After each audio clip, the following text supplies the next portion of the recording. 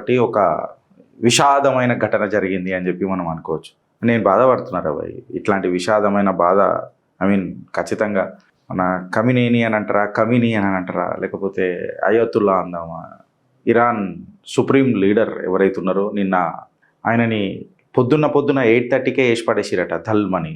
అసలు మామూలుగా కాదు ఇజ్రాయెల్ ఇంకా అమెరికా. అయితే నిన్న జరిగిన సంఘటన ఆబ్వియస్గా మంచిదా చెడ్డదా గిరీష్ అని అంటే దాని మీద మనం ఏం మాట్లాడతాం, కానీ చిట్టా అయిపోయిన తర్వాత ఖచ్చితంగా మీరే మీ కన్క్లూజన్స్ అనేది నాకు చెప్పురు ఫ్రెండ్స్.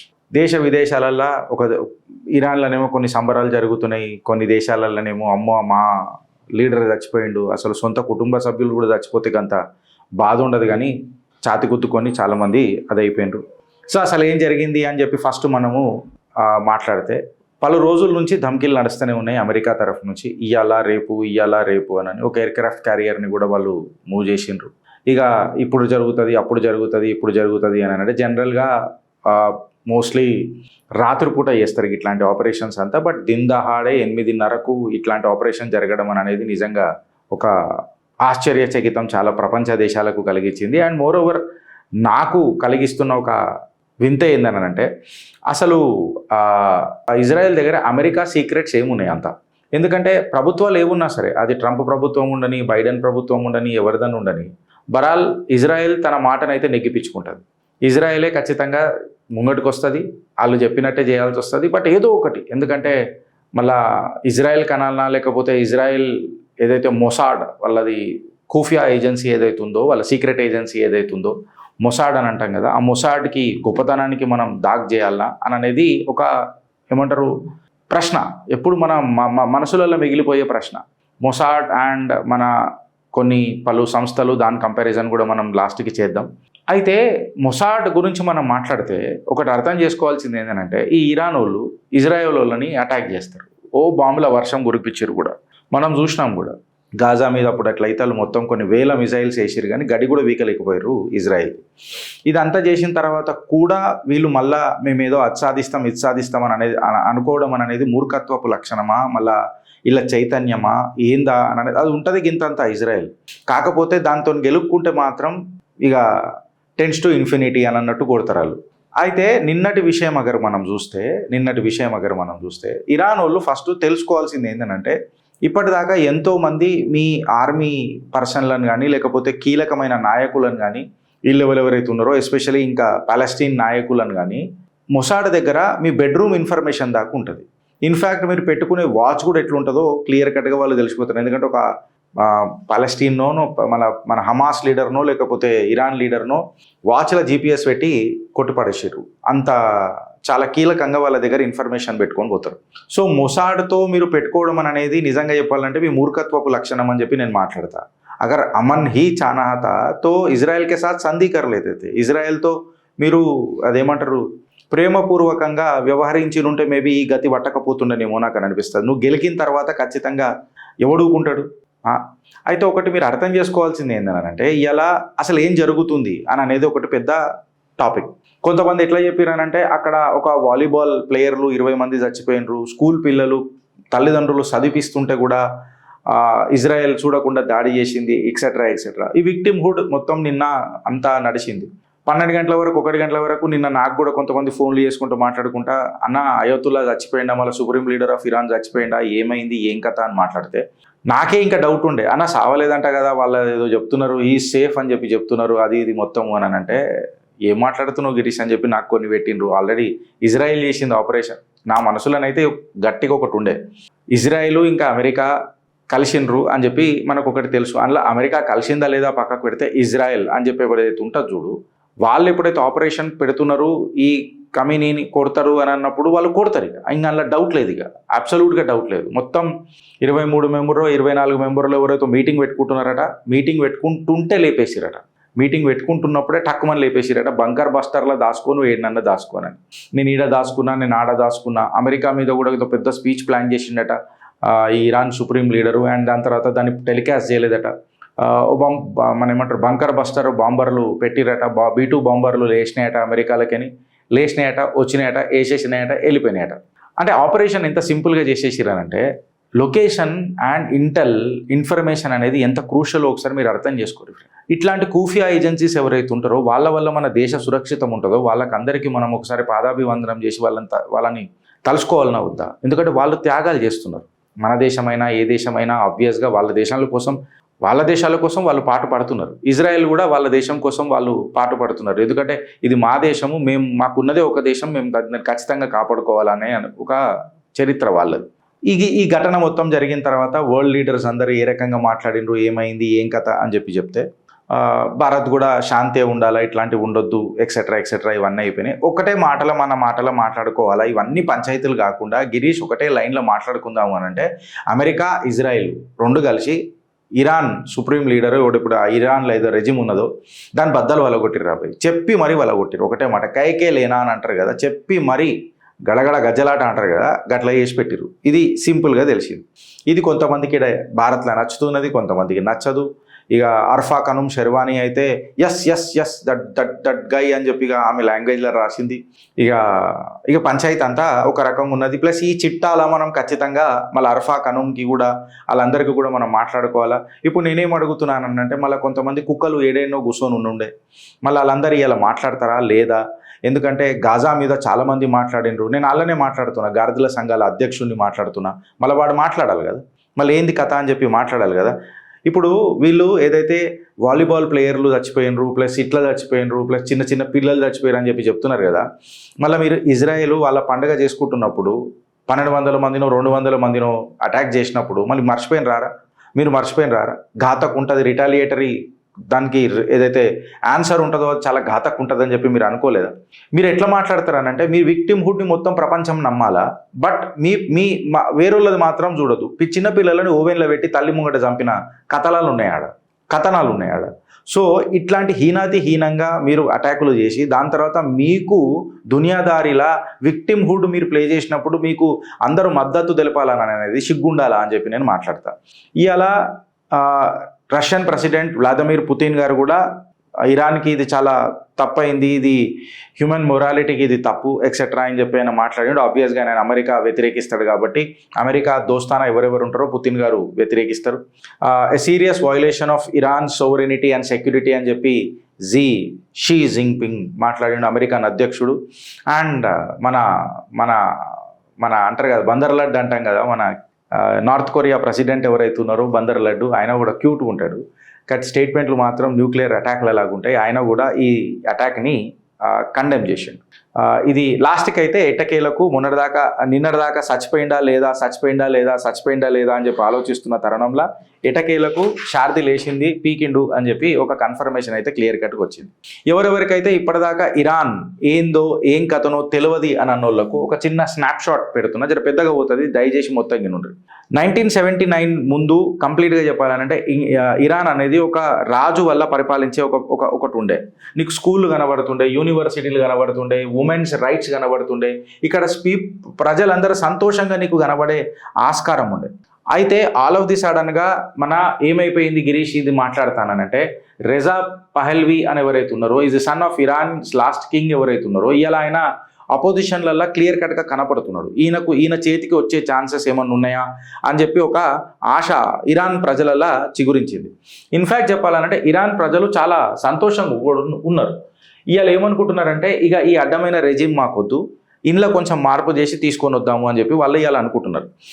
1979లో యాక్చువల్గా ఈ రెవల్యూషన్ జరిగింది. ఏం జరిగింది అని అంటే, ఈ కోమిని సర్కార్ ఏదైతే ఉన్నదో, ఇప్పుడు ఈ రిలీజియస్ క్లర్క్ ఎవడైతే ఉన్నాడో మన కోమిని అని మనోడు 1979లో ఒక పొజిషన్ చేసుకున్నాడు. ఎట్లా అనంటే, నేను ఇస్లామిక్ వాయిస్ అవుతా అని చెప్పి ఇక నిజంగా చెప్పాలంటే షియా క్లరికల్ ఫోర్స్ను ఒకటి తయారు చేసి కంప్లీట్గా నేను స్వచ్ఛంద పాలన అందిస్తా, క్లియర్ కట్గా చెప్పాలని అంటే నేను రిలీజియన్ని డే టు డే లైఫ్లకు తీసుకురాను అని చెప్పి ప్రజలకు మాటిచ్చి ఎప్పుడైతే అధికారంలోకి వచ్చిన తర్వాత ఇంట్లో ఖచ్చితంగా అమెరికాను యూరోప్తో ఖచ్చితంగా చేతి ఉంటుంది ఈ రెజిమ్ చేంజ్లలో, లేకపోతే వీళ్ళు పవర్లకు రారు. నాకు తెలిసిన అంచనా ప్రకారము ఈ కొమినీని జర బాగా పెంచి పోషించింది వెనకటికి ఫ్రాన్స్ అని చెప్పి మాట్లాడతారు. ఒకసారి మీ కమెంట్ రూపంలో చెప్పు friends, if I'm wrong. So ఏదో ఒక రకంగా యూరోపియనో లేకపోతే ఈ అమెరికానో చెయ్యి ఉంటుంది ఈ అడ్డమైన రాజకీయాలు ఆడుట్లా వీళ్ళది ఖచ్చితంగా ఉంటుంది. దాని తర్వాత ఖోమినీ వచ్చిన తర్వాత 47 సంవత్సరాలు ఏ రకంగా పోయింది ఇక కంప్లీట్గా ఇరాన్ కమ్యూనల్ యాంగిల్ అనేది మనం అందరం చూసినాం. ఇప్పుడు ఏమని అనుకుంటామంటే ఇరాన్ అనేది ఒక ఇస్లామిక్ రిపబ్లిక్ అని అనుకుంటాం. కాదు, ఇరానియన్స్ అసలు ఫస్ట్ ఆఫ్ ఆల్ ఇరాన్లో ఉన్నది వాళ్ళ కరెంట్ గవర్నమెంటే కాదు. ఇరాన్లో ఉన్నది ఫస్ట్ ఆఫ్ ఆల్ వాళ్ళ గవర్నమెంటే కాదు, షియా డామినేటెడ్ కరెక్ట్గా చెప్తే షియా డామినేటెడ్ ఏరియా. అయితే ఇలా మీరు అబ్జర్వ్ చేసింది ఏందనంటే ఫ్రెండ్స్, ఇక్కడ కంప్లీట్గా మీరు చూస్తే ఇలా ప్రతి స్లైడ్ గురించి మనం డిస్కస్ చేద్దాం. ఈడ ఏదో పెద్ద అర్ఫా వాళ్ళు లేకపోతే గాడిదల సంఘం అధ్యక్షుడు వాళ్ళందరూ సైలెంట్గా ఉన్నారు. మేబీ దాని మీద ఇప్పుడు ఒక పెద్ద చేసి విక్టిమ్ లాగా చేసి కొన్ని వాళ్ళ టీం ఎక్కడెక్కడ పంపిస్తారో మళ్ళీ ఇంటర్నేషనల్ లెవెల్లో ఏ గాడిదలని ఏ దేశాలకు పంపుతారో నాకు తెలియదు, కానీ వాళ్ళందరూ చేసి ఇప్పుడు ఏం మాట్లాడతారో మనం కూడా చూద్దాం. కాకపోతే ఇప్పుడు ఇరాన్లో ఏదైతే వీళ్ళు ఇంత పెద్ద ముక్కు పెట్టుకొని మాట్లాడుతున్నారు కదా, సుమారు 25 మస్జిద్లు కాలబెట్టేసిండ్రు, ధ్వంసం చేస్తున్నారు, వ్యాండలైజ్ అవుతున్నాయి. వాళ్ళకు పిచ్చెక్కిపోయిందంట ఈ ఫండమెంటలిజం చూసి. అసలు ఏందిరాబాయ్ ఇట్లా నా బతికేది అని అనేది వాళ్ళకు పిచ్చెక్కిపోయిందట. అయితే ఎవరెవడైతే ఇప్పుడు ఈ సుప్రీం లీడర్ ఎక్సెట్రా ఖోమినీ అని చెప్పి ఆయన గురించి మాట్లాడుతున్నారు కదా, మళ్ళీ ఖోమినీ చరిత్ర ఏందో కూడా చూడాలా, రక్త చరిత్ర ఏందో కూడా మనం తెలుసుకోవాలా. హిజబ్ మ్యాండేటరీ అని చెప్పిండు. హిజబ్ to marriage at age of 13, 13 సంవత్సరాలకే హిజబ్ వేసుకోవాలా అని చెప్పి నిజంగా చెప్పాలనంటే ఇరాన్లో ఉన్న మహిళల జీవితాలకు ఇక నేను ఏ పదాలు వాడాలా అనేది మీ విఘ్నతకు వదిలిపెడుతున్నా. హిజబ్ లేకుండా నువ్వు అసలు బయట అడుగు పెట్టనే లేవు. కంప్లీట్గా నువ్వు టైట్ ఫిట్టింగ్ క్లోత్స్, మన లెగిన్స్ గిగిన్స్ అని ఎక్సెట్రా అంటారు కదా, అవి వేసుకోలేవు. నీ ఎంటికలు కనబడ్డా 74 కొరడా దెబ్బలు అని అంటే ఇక మీరు అర్థం చేసుకుంటారా ఈడు గురించి ప్రపంచం ఏడవాలా అని చెప్పి నేను ఇవాళ అడుగుతున్నా. మొత్తం కవర్ అయిపోవాలా మహిళలకు, ఈడి దాకా సరే ఏ ఒక్క అవయవం కనబడద్దు, ఎంటికలు కూడా కనబడితే 74 కొరడా దెబ్బలు.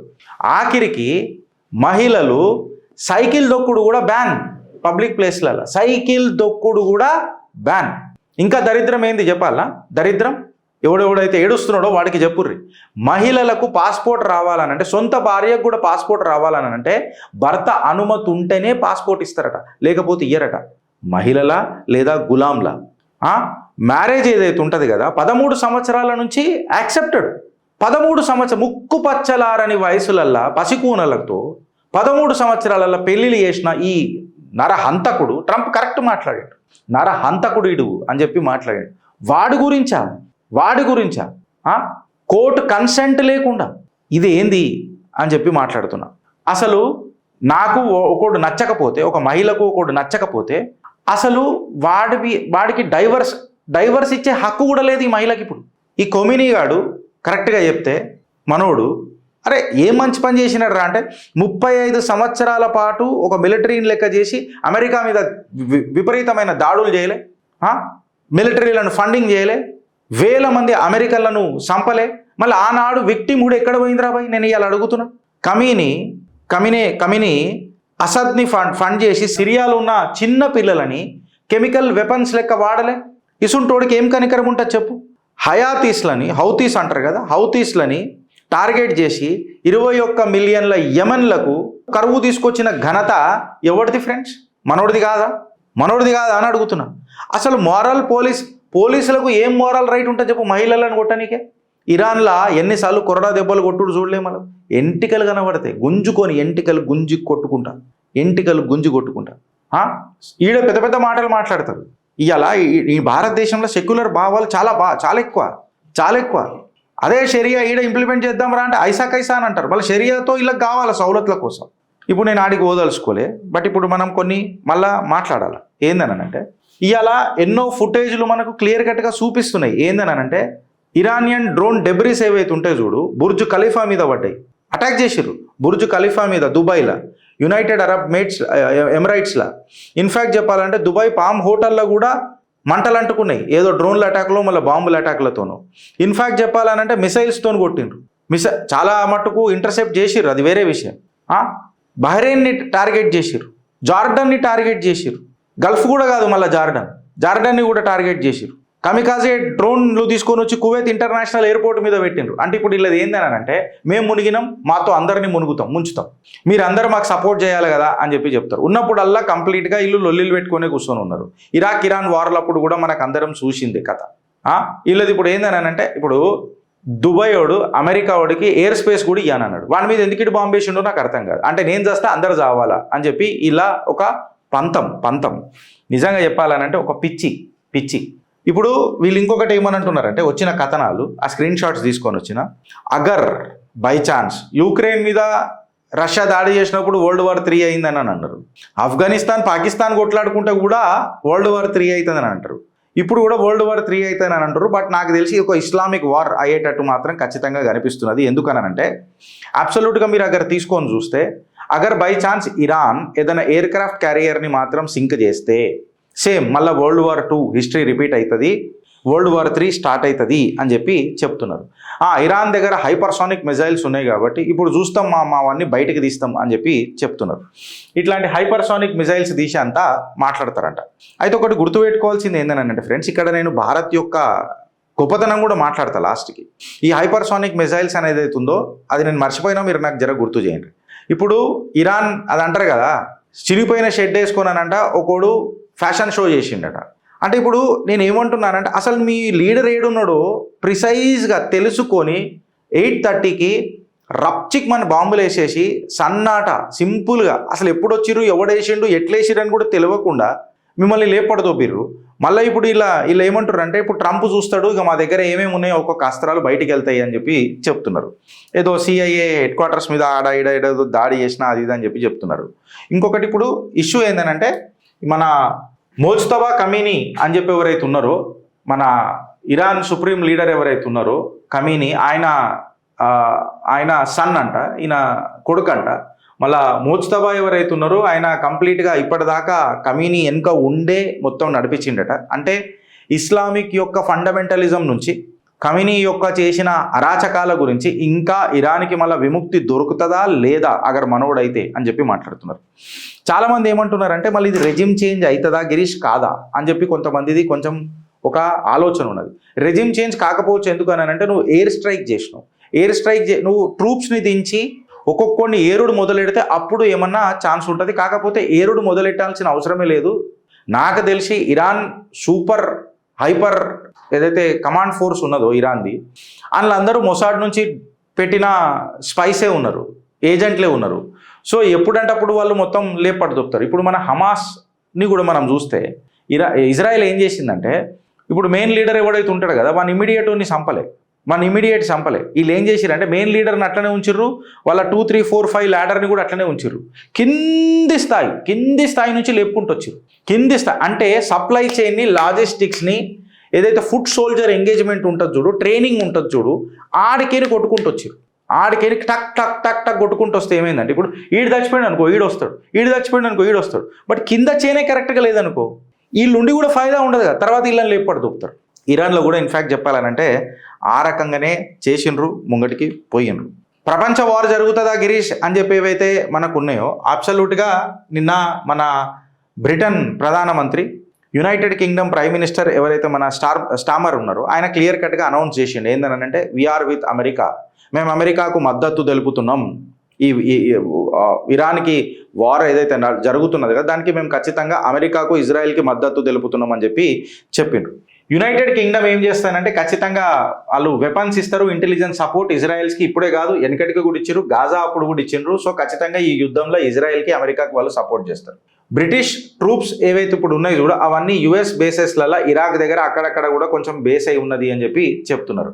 స్మాల్ ఏదైతే చిన్న మాత్రాల బ్రిటిష్ సోల్జర్లు ఎవరైతే ఉన్నారు కదా ఫ్రెండ్స్, వాళ్ళంతా మన అలీ అల్ సలెం ఎయిర్ బేస్ ఏదైతే ఉందో చూడు కువైత్లో, అక్కడ మొత్తం అప్రమత్తంగా ఉన్నారు అని చెప్తున్నారు. సుమారు 4000 మంది యునైటెడ్ కింగ్డమ్ మిలిటరీ పర్సనల్ ఎవరైతే ఉన్నారో మెడిటరేనియన్ సీ దగ్గర, మిడిల్ ఈస్ట్ దగ్గర అక్కడ తైనాత్ అయి రెడీగా ఉన్నారు ఏష్పడదోపనికి ఏమైనా అటు ఇటు అయితే. సో ఇలా ఆలోచన ఏదైతే ఉందో ఆచరణ చేసే లోపల వీళ్ళకి అనుభూతి కొత్త రకంగా ఉంటుంది. మళ్ళీ అది అర్థం చేసుకోవాలి. ఇన్ఫ్యాక్ట్ చెప్పాలని అంటే మిలిటరీ ప్రిజన్స్ ఏదైతే ఉందో చూడు, జార్డన్లో కూడా ఉన్నది, సౌదీ అరేబియాలో కూడా ఉన్నది, ఒమన్లో కూడా ఉన్నది, ఖతార్లో కూడా ఉన్నది, యూఏఈలో కూడా ఉన్నది, బహ్రెయిన్లో కూడా ఉన్నది. వీళ్ళు అందుకే దాడి చేసిర్రు, ఇండైరెక్ట్గా యునైటెడ్ కింగ్డమ్ని లాగినరు. సో ఇక ఇలా మళ్ళీ పంచాయతీ ఏముంటుంది అనేది మనం చూడాలి. సో ఆల్రెడీ ఇజ్రాయెల్ ఉన్నది, అమెరికా ఉన్నది, దాని తర్వాత ఇప్పుడు యునైటెడ్ కింగ్డమ్ వచ్చింది. ఆల్రెడీ ఇరానోడు అరబ్ని గెలికిండు, బహ్రెయిన్ని గెలికిండు, జార్డన్ని గెలికిండు, కువైత్ని గెలికిండా అనుకుంటా, ఇంకెవరిని గెలికిండు, ఈ ఎక్సెట్రా ఎక్సెట్రా వీళ్ళందరినీ గెలికిండు. దీని రిపకర్షన్స్ ఏముంటాయి గిరీష్, దీన్ని ఏం జరగవచ్చు అని చెప్పి మాట్లాడితే స్ట్రైట్ ఆఫ్ హోర్మూజ్ అని చెప్పి మనం మాట్లాడతాం. ఇగో ఈ ఏరియా స్ట్రైట్ ఆఫ్ హోర్మూజ్ అని చెప్పి మాట్లాడతాం. అయితే ఇక్కడ ఏమైపోయిందనంటే ఈ ఏరియా ఏదైతుంది కదా బాగా టెన్షన్కి గురైపోయింది. ఎందుకనంటే ఇది కీ ఆయిల్ రూట్ అనమాట. స్ట్రైట్ ఆఫ్ హార్మూజ్ అనేది అయితే మాట్లాడుతుంది కీ ఆయిల్ రూట్. ఇది ఎంత డిస్టెన్స్ ఉంటుంది గిరీష్ అని అంటే ఒక 33 కిలోమీటర్ స్ట్రెచ్. ఇది ఒక 33 కిలోమీటర్ స్ట్రెచ్. ఈ స్ట్రెచ్ కానీ ఇట్లా ఆపేస్తే ఇరాన్ చేస్తుంది. మళ్ళీ లాస్ట్ టైం అయితే చేయలే, మళ్ళీ ఈసారి ఖచ్చితంగా చేస్తుంది. అగర్ ఇది చేసిందనంటే ఖచ్చితంగా పర్షియన్ గల్ఫ్ ఓపెన్ ఓషన్కి అగర్ కనెక్ట్ కావాలనంటే ఇది ఒకటే ఒక ఆస్కారం. సుమారు 20% ఆఫ్ ది వరల్డ్స్ ఆయిల్ ఏదైతే ఉంటుంది చూడు, ప్రపంచ ఆయిల్ దిగుమతి ఉంటుంది చూడు, 20% ఆఫ్ ది ఆయిల్ దిగుమతి ఈ ప్లేస్ నుంచే మూమెంట్ స్టార్ట్ అవుతుంది. సో ఖచ్చితంగా దీని ఇంపాక్ట్ ఘోరంగా ఉంటుంది, ఖచ్చితంగా ఉంటుంది. ఇది ఇంపార్టెంట్ న్యాచురల్ గ్యాస్ ఎక్స్పోర్ట్స్కి, ఎస్పెషలీ ఖతార్ నుంచి మూగానికే ఈ ప్లేస్ చాలా కీలకం. సో మళ్ళీ ఖతార్కి డైరెక్ట్గా ఆర్థికంగా ఇబ్బంది ఖచ్చితంగా అగర్ ఇది మూసేస్తే ఇరాన్ ఉంటుంది. సో దీని మీద అందుకే ఇప్పుడు యూకే వస్తానంటుంది, ఇంకా వేరే దేశాలు కూడా గట్టిగా దీనికి మద్దతు తెలుపుతాయి అని అంటే మళ్ళీ గ్లోబల్ సప్లైస్ ఏవైతే ఉంటాయి కదా ఖచ్చితంగా ఈ మన ఆయిల్కి సంబంధించినవి అవి ఎఫెక్ట్ అవుతాయి. కాబట్టి వీళ్ళందరూ దిగుతారు. ఎవడెవడు ఈ ఆయిల్ని, ఈ ప్లేస్ని, అంటే ఈ ఏరియాని స్ట్రైట్ ఆఫ్ హోర్మూజ్ని మనం యూజ్ చేస్తారు గిరీష్ అని చెప్పి మాట్లాడితే మేజర్ దేశాలు ఏవైతున్నాయో Saudi Arabia, UAE, Kuwait, Iraq, Qatar ఇవన్నీ ఈ ప్లేస్ని యూజ్ చేస్తాయి అని అనమాట. సో ఈ కంట్రీస్కి అందరికీ డైరెక్ట్గా ఎఫెక్ట్ పడుతుంది, ఇండైరెక్ట్గా కాదు, డైరెక్ట్గా ఎఫెక్ట్ పడుతుంది.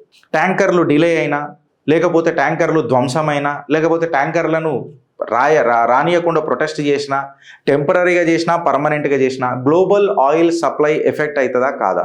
వేరులకు ఏమవుతుందో నాకు తెలియదు, కానీ నా భారత్ మీద ఖచ్చితంగా ఇది ఎఫెక్ట్ పడుతుంది. ఎందుకు అని అంటే సుమారు 80% ఆఫ్ ది క్రూడ్ ఆయిల్ ఏదైతే ఉందో 2022 నుంచి, కరెక్ట్గా చెప్తే 2022 నుంచి యుక్రెయిన్ వార్ జరుగుతున్నప్పటి నుంచి ఆయిల్ ఇంపోర్ట్స్ అనేది మనం రష్యాతో పెంచినాం. But at the same time ఇక్కడి నుంచి కూడా, ఇరాన్ నుంచి కూడా మనకు భారత్కి మంచి సప్లై ఉన్నది. మళ్ళీ ఇది ఎఫెక్ట్ పడ్డదనుకో మనకు ఎఫెక్ట్ పడదా? అందుకే భారత్ ఏం చేసిందని అంటే అమెరికా ప్రతిసారి రష్యా మీద ఒత్తిడి తీసుకురానికి ప్రయత్నం చేసింది మన ద్వారా. ఏ రకంగా అంటే నువ్వు రష్యన్ ఆయిల్ కొనకు. ఫర్ ఎగ్జాంపుల్ ఇవాళ దేశ ప్రధాని రష్యా నుంచి ఆయిల్ కొనకుండా అమెరికా వాడు చెప్పిన ఒత్తిడి కొప్పుకొని ఇరాన్ నుంచే కొనుడు మొదలెట్టినుంటే ఇవాళ దేశం పరిస్థితి ఏమవుతుందో చూడు. Because 80% of our oil is imported. మన భారతదేశంలో ఏం దొరకదు. సో 80% ఆఫ్ ది ఆయిల్ అని అంటే పోరగల మజాకా. అందుకనే ఇవాళ Russia India's largest single crude supplier అయింది ఆయిల్కి. సో మళ్ళా దేశ ప్రధాని చేసింది మంచిదంటారా, లేకపోతే అపోజిషన్ నడిపిన నరేటివ్ కరెక్ట్ అంటారా? ఆయిల్ ఏదైతే ఉంది చూడు ఖచ్చితంగా ప్రతిసారి సముద్రాల ద్వారానే వస్తుంది మనకు. సో సముద్రాలలో ఎవడన్నా గెలుకుడు మొదలెట్టిండు అని అంటే ఖచ్చితంగా అది వార్కి దారి తీస్తుంది. బికాస్ అదొకటే source year, and this is an oil war, అందులో డౌటే లేదు. అందుకే ఇలా భారత్ ఏం చేసిందంటే నేను అమెరికా దగ్గరికి కూడా కొంటనొచ్చు, ఇరాన్ దగ్గరికైనా కూడా కొంటనొచ్చు, కాదని అంటలేను, నేను రష్యా దగ్గరికైనా కూడా భర్పూర్ కొంటా అని చెప్పి క్లియర్ కట్గా చెప్పింది. అయితే ఇవాళ హెవీగా ఇరాన్ మీద డిపెండ్ అయిన దేశాలు ఏవే ఉన్నాయి అని అంటే భారత్ ఖచ్చితంగా ఉన్నది, చైనా ఉన్నది, సౌత్ కొరియా ఉన్నది, యూరోపియన్ నేషన్స్ కూడా ఈ ఆయిల్ మీద ఆధారపడి ఖచ్చితంగా ఉన్నాయి. సో ఈ స్ట్రైట్ ఆఫ్ హోర్మూజ్ని అగర్ స్టకప్ చేసిర్రనంటే ఆయిల్ ప్రైసులు ఖచ్చితంగా పెరుగుతాయి, తద్వారా ఇన్ఫ్లేషన్ కూడా ఎఫెక్ట్ అయ్యే ఛాన్స్ ఉంటుంది. భారత్ యొక్క రూపీ మళ్ళా వీక్ అవుతుంది. భారత్ రూపీ వీక్ కాగానే గాడిదల సంఘం అధ్యక్షులు కొంతమంది ఉంటారు కదా, ఇక వాళ్ళందరూ ఉంటారు కదా, వాళ్ళకు వార్తో సంబంధం లేదు, అది మన ఇంట్లో సత్యనారాయణ కథ అవుతున్నట్టు ఒక ఫీలింగ్ ఉంటుంది వాళ్ళకి. యుద్ధం జరుగుతుంటే కూడా వీక్ ఎందుకు అయింది అంటే మళ్ళీ ఖచ్చితంగా గ్లోబల్ సప్లై ఎప్పుడైనా ఎఫెక్ట్ అయినప్పుడు పడదా? అయితే ఇవాళ భారత్ దగ్గర మళ్ళీ గిరీష్ ఇప్పుడు భారత్ ఏమవుతుంది అని అంటే సుమారు భారత్ దగ్గర నా దగ్గర ఉన్న ఇన్ఫర్మేషన్ ప్రకారం I stand corrected with my data 83 నుంచి 85 డేస్ ఆఫ్ ఆయిల్ రిజర్వ్స్ మన దగ్గర ఉన్నాయి. అంటే సుమారు 3 నెలలు ఇంచుమించు 3 నెలల పాటు నిలువలు మన దగ్గర ఉన్నాయి. స్ట్రాటజిక్ పెట్రోలియం రిజర్వ్స్ మనకు ఖచ్చితంగా ఉన్నాయి. కమర్షియల్ రిజర్వ్స్ కూడా మనకు కంపెనీలలో గట్టిగానే ఉన్నాయి.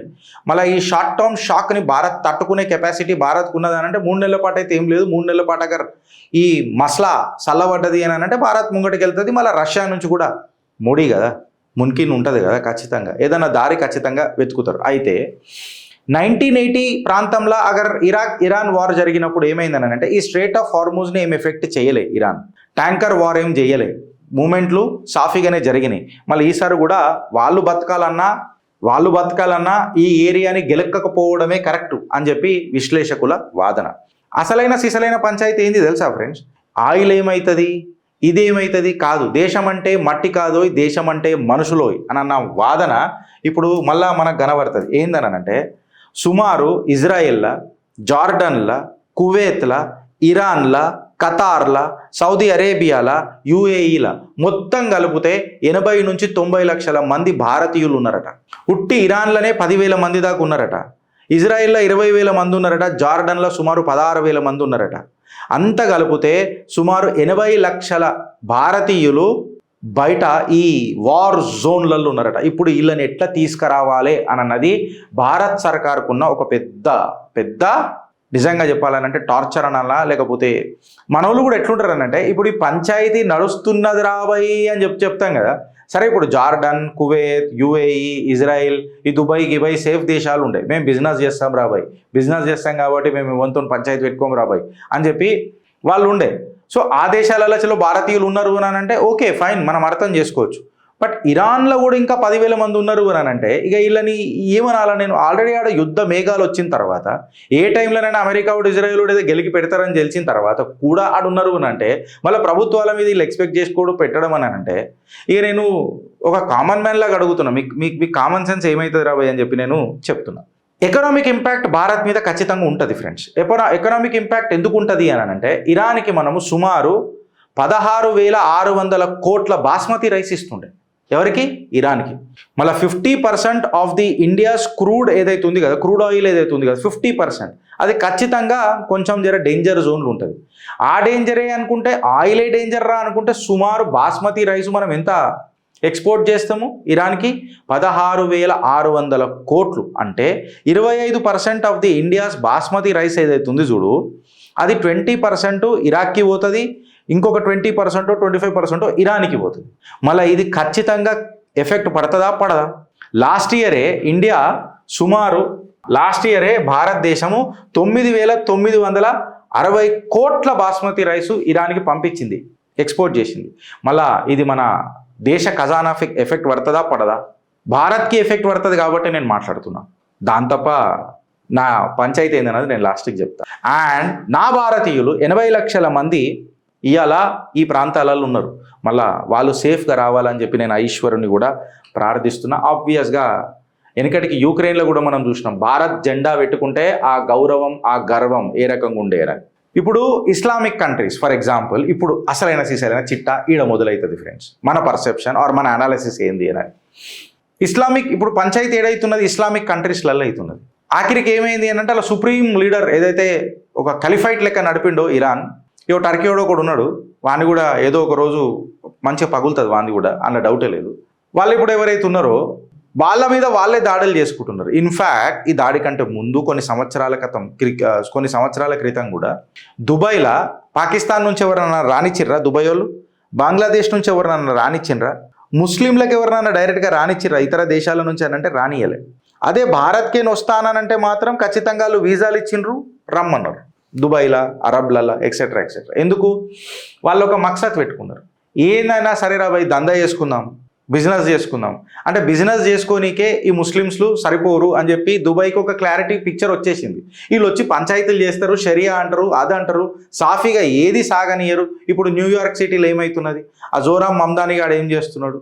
పాపులేషన్ ఎక్కువైపోగానే కథం ఇక వీళ్ళకి ఏం ఉచిలిలేస్తుందో నాకు అర్థం కాదు. వీళ్ళు ఉత్సాహంలో మనవడ ఇక డైరెక్ట్గా జనజీవన స్రవంతిని పక్కకు పెట్టి లొల్లి షురూ చేస్తారు. అంటే ఇవాళ సుమారు 14 దేశాలు కంప్లీట్గా వార్ జోన్లకు ఎంటర్ అయినాయా లేవా?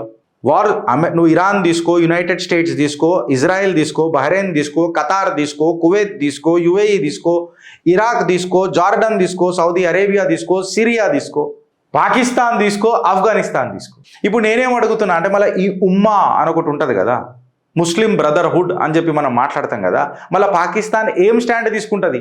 వచ్చే బిచ్చం కూడా వస్తుందా రాదా?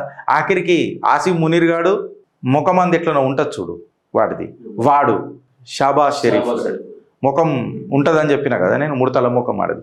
ముసలోడైతే ఎవడదైనా ముడతలోనే ఉంటుంది కానీ ఆ ముడత వేరే ఉంటుంది. అది సో ఆడు ఇలా ఏం మాట్లాడతాడు అంటున్నా, ఆ డైరెక్ట్గా నడుప అమెరికాని మమ్మల్ని ఎట్లా వాడేసుకున్నారు అని అంటే మళ్ళీ వాడుకుంటారు రా, నీ కళ్ళ కింద క్యారీ బ్యాగ్ లేదాకా వాడుకుంటారు. నువ్వు బిచ్చపోడివి, నువ్వు అది ఫ్యాక్ట్ చేసుకో నువ్వు. ఇప్పుడు నేను ఇంకొకటి ఏం అడుగుతున్నా అంటే ఇరాన్ ఏం చేసింది? సౌదీ అరేబియా మీద దాడి చేసింది, కరెక్టా రాంగా? అరబ్ దేశం మీద దాడి, మళ్ళీ యూఏఈ మీద దాడి చేసినప్పుడు పాకిస్తాన్ వాడు ఇంకా యూఏఈ ఏం ఒప్పందం చేసుకున్నారు? మిలిటరీ ప్యాక్ట్ ఏం చేసుకున్నారు? పాకిస్తాన్ మీద దాడి చేసిన అరబోడు అటాక్ చేస్తాడు, అరబ్ మీద అటాక్ చేసినా పాకిస్తాన్ వాడు అటాక్ చేస్తాడని చెప్పారు. మళ్ళీ ఇలా పాకిస్తాను తన ఫైటర్ జెట్లను ఇరాన్ మీదకి పంపుతుందా? మిజైల్ లోడ్ చేసి పెడుతుందా? ఇలా నేను అడుగుతున్నా ఫ్రెండ్స్. నేను ఇలా అడుగుతున్నా, ఇలా ముస్లిం బ్రదర్హుడ్ ఏడుదాకా పోయింది అని చెప్పి నేను మాట్లాడుతున్నా. ఇలా నేను సలీం వస్తీ గురించి కూడా మాట్లాడతా, ఒక చిన్న చిట్ట, అప్పుడు ఇంకా మాట్లాడతా దీని మీద. మళ్ళా దీని పంచాయతీ ఏంది అని చెప్పి నేను అడుగుతున్నా. ఇది భారత్కి ఏ రకంగా ఇంపాక్ట్ అవుతుంది అని అంటే ఫ్లైట్ డిస్రప్షన్స్ అవుతాయి. ఏదైతే ఇజ్రాయెల్ రూట్ ఆర్ ఇరాన్ రూట్లో కొన్ని వచ్చే ఏవైతే ఉన్నాయో ఇవన్నీ ఖచ్చితంగా డిస్రప్ట్ అవుతాయి. డిస్రప్ట్ అయినాయి అని అంటే ఫ్లైట్ ఛార్జీలు ఘోరంగా పెరుగుతాయి, ఇంటర్నేషనల్ ఫ్లైట్స్ అన్ని రీరూట్ అవుతాయి. అంటే నీకు టైం ఎక్కువ పట్టవచ్చు, కాస్ట్ కూడా ఎక్కువ పెరగవచ్చు.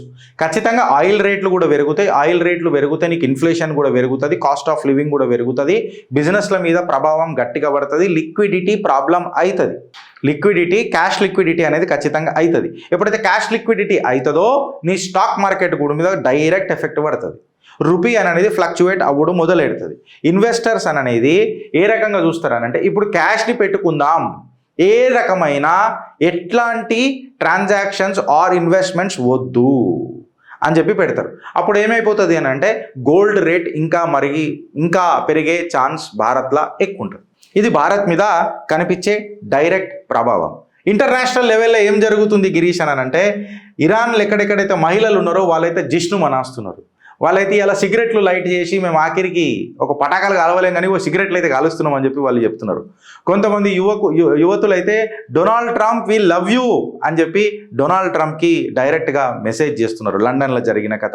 ఎవరైతే కెనడాలో ఇరానియన్ మోడల్స్ ఉన్నారో వాళ్ళంతా ఇప్పుడు మన దేశంలో ఛాతీలు గుద్దుకుంటున్నారు. ఇప్పుడు చూడుర్రి, నేను ఇది చూపిస్తా. ఈ వీడియోలు ఎందుకు పెట్టలేదని అంటే నాకు నవ్వు వచ్చింది. మళ్ళీ ఒకటి సవ మీద మనం నవ్వొద్దు కాబట్టి పెట్టలేను. వాళ్ళు గుద్దుకుంటున్నారు ఛాతులు. ఫైన్, ఒప్పుకుంటా, వాళ్ళకి ఏం బాధ వేసిందో, షియా యూనిటీ అయింది ఎక్సెట్రా వాళ్ళకి బాధ వేసింది, వాళ్ళు చేసుకుంటున్నారు. కానీ నేనేం అడుగుతున్నా, వాళ్ళ దేశ ప్రజలకే కిరికిరి లేదు.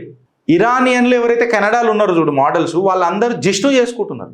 ఇన్ఫ్యాక్ట్ మొత్తం ఇరాన్లో ప్రజలంతా ఇక జేసీఓ అంటారు కదా, వీళ్ళది వాళ్ళది పక్కకు పెడితే, ఇరాన్ రెజిమ్ పక్కకు పెడితే మిగతా మొత్తం దేశంలో మొత్తం సంబరాలు జరుపుకుంటున్నారు ఇరాన్లో. ఈ ఫండమెంటల్ ప్రభుత్వానికి ఆఖరికి గడ్డపార పడ్డదిరా అని చెప్పి వాళ్ళు సంబరాలు జరుపుకుంటున్నారు. మన దగ్గరనేమో ప్రొటెస్ట్ లీడెడ్ అయినాయి అంటే శ్రీనగర్ దగ్గర అయినాయి, కార్గిల్ దగ్గర అయినాయి, లక్నోలో జరిగింది పీస్ఫుల్ ప్రొటెస్ట్లు. ఏడ కూడా పంచాయతీలు ఏం జరగలే, ఎక్కడ కూడా ఏం జరగలే, పీస్ఫుల్గా జరిగినాయి. హైదరాబాద్లో నాకు తెలిసి షియా పాపులేషన్ హైదరాబాద్లో కూడా గట్టిగానే ఉన్నది, కాశ్మీర్లో కూడా గట్టిగానే ఉన్నది, లక్నోలో కూడా గట్టిగానే ఉన్నది. మళ్ళీ హైదరాబాద్లో అయితే నేను ఏం చూడలే, ఇన్లే కూడా. సో మనోళ్ళకి ఎందుకంత ఏమేసింది ఏమైందని అన్నది నాకు అర్థం కాలే. బట్ ప్రపంచం మొత్తం మాత్రము సంబరాలు చేసుకుంటున్నారు. నేనేం అడుగుతున్నానంటే ఎవడైతే చిన్నపిల్లలను కెమికల్ వెపన్స్ లెక్క చేసి 74 కొరడా దెబ్బలు కొట్టిన ఒక మళ్ళా దీని మీద ఎప్పుడన్నా ధ్రువరాటి డిక్టేటర్ అని చెప్పి వీడియో చేసిండా బ్రదర్? నేను ఇన్ని చెప్పినా నేను డిక్టేటర్ అని ఒక్కటి చేసిండా? మనోడికి మోడీయే కనిపిస్తాడు డిక్టేటర్ అని. ఇప్పుడు చెప్పురి ఫ్రెండ్స్, ఎవడు బయాస్డ్ ఎవడు అన్బయాస్డ్? ఇప్పుడు కమీని ఏదైతే చచ్చిపోయిండు చూడు, సంపీరు చూడు, ఆర్ ఇజ్రాయెల్ ఇంకా మన అమెరికా కలిసి, ఇది నిజంగా చెప్పాలనంటే ధర్మహింస తదైవచ కర్మ రిటర్న్స్ అని చెప్పి మాట్లాడతారా కాదా? దీని మీద మీ అభిప్రాయం ఏందో జర నాకు చెప్పురి ఫ్రెండ్స్. ఆలోచిస్తారా లేక అనుభవిస్తారా? భారత్ మాతాకి జై.